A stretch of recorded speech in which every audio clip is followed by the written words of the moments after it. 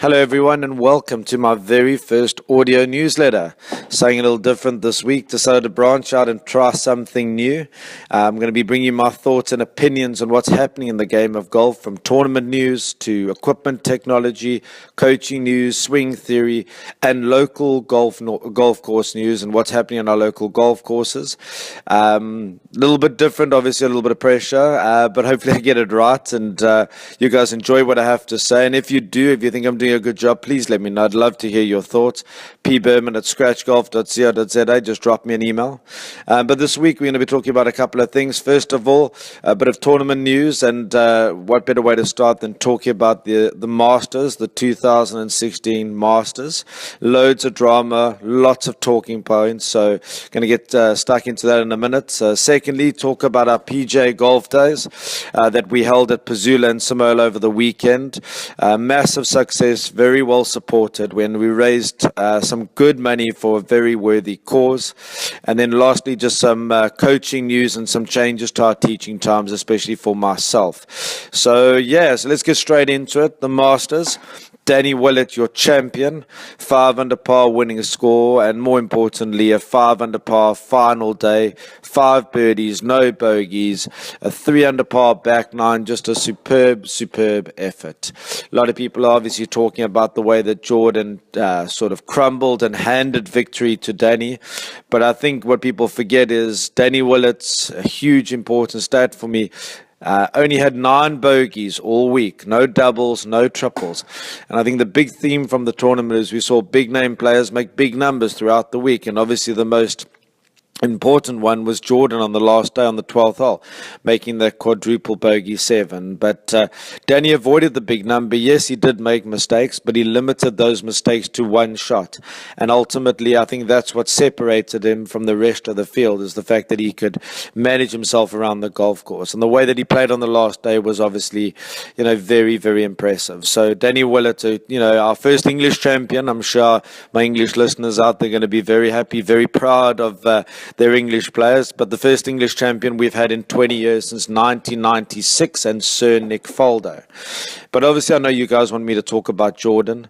I think first of all we got to give him a bit of credit and acknowledge the excellent golf that he did play at times. 66 on the first day, and the front 9 on the last day, the way that he made those 4 birdies.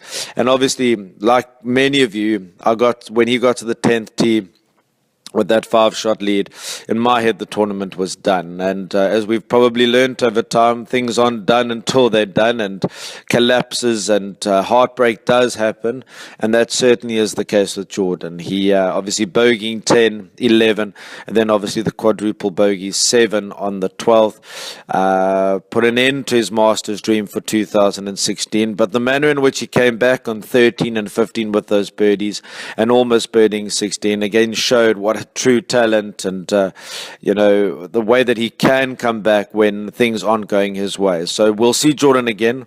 For me, yes, he's got a bit of a swing issue, but I'm sure that's something that him and Cameron McCormick will sort out. But more importantly, I think he needs to sort out the manner in which he handles himself on the golf course. He's become a very slow player, very deliberate, very confused at times, second guesses himself a lot, and I think that played a big role in that back 9 collapse. He was second guessing himself throughout the week, and as the tournament went on, it became worse and worse. And when you're on the clock and when you're under pressure and you're second guessing yourself, it's very difficult to pull the trigger and actually go on and win a tournament. So it's something that he really needs to work on, and I think if he gets that right, if he becomes more confident in his decision-making process, I think he'll end up winning more tournaments. So we'll see Jordan again. He handled himself fantastically well, as he always does after the tournament.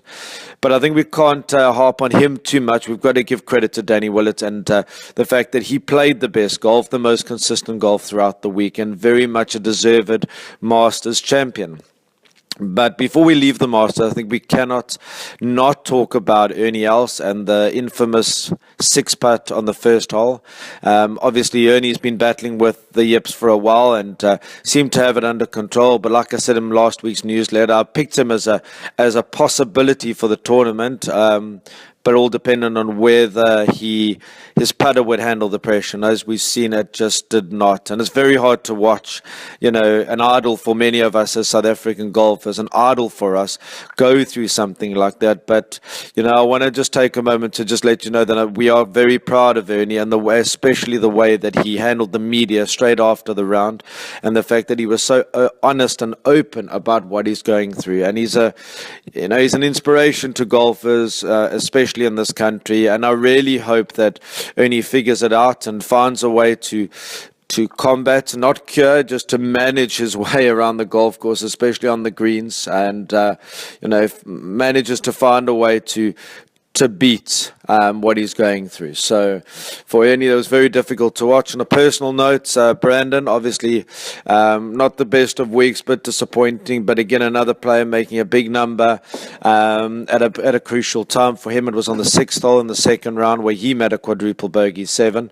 And obviously those big numbers are very hard to come back from. But he's got off to a great start at Harbour Town in the RBC Heritage, leading the tournament, a tournament that he played in well last year, course that he likes, and he's managed to get himself into the top 15 players in the world for a reason. He's played some exceptional golf over the last 18 months, and leading the tournament now, going into the final 3 days. He's got a fantastic chance of sewing up his US Tour card and getting himself back on the wagon, as they say, after a bit of disappointment at Augusta. But fantastic tournament. I think the course was set up very tough, at times a bit borderline in terms of the greens. I think with Jordan winning on 18 under last year, the members and chairman got together and said, we don't want these guys tearing up our golf course anymore. So they set up the course very tough, and we saw that with, lots of bogeys, lots of mistakes, especially around the greens. So very difficult, but drama-filled and thrilling 2016 Masters. Second thing we're going to talk about this week is our PGA Golf Days. We had a massive success, very well supported, 100 players on day one on Sunday at Pezula, and 96 players on the second day at Samola. Courses were fantastic, so a big thank you to Francois at Pezula and Jamie at Samola. Fantastic golf courses. The food was amazing. Most importantly, we raised some really good money for a very, very worthy cause in Operation Smile. I teamed up with Dr. JC Fenter to get on board with his idea with the smiley shorts. I'm sure you've seen them all over the place, especially at Samola and Pezula in our shop.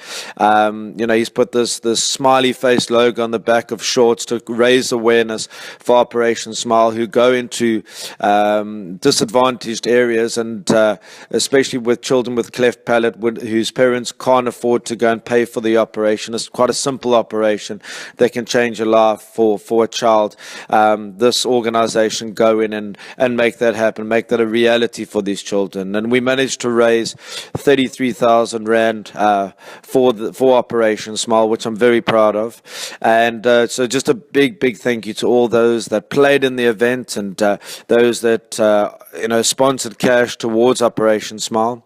In terms of the golf was superb. On the pro side, at Pezula, Neil Kruger destroyed the golf course, let's put it that way, with a very impressive 8 under 64.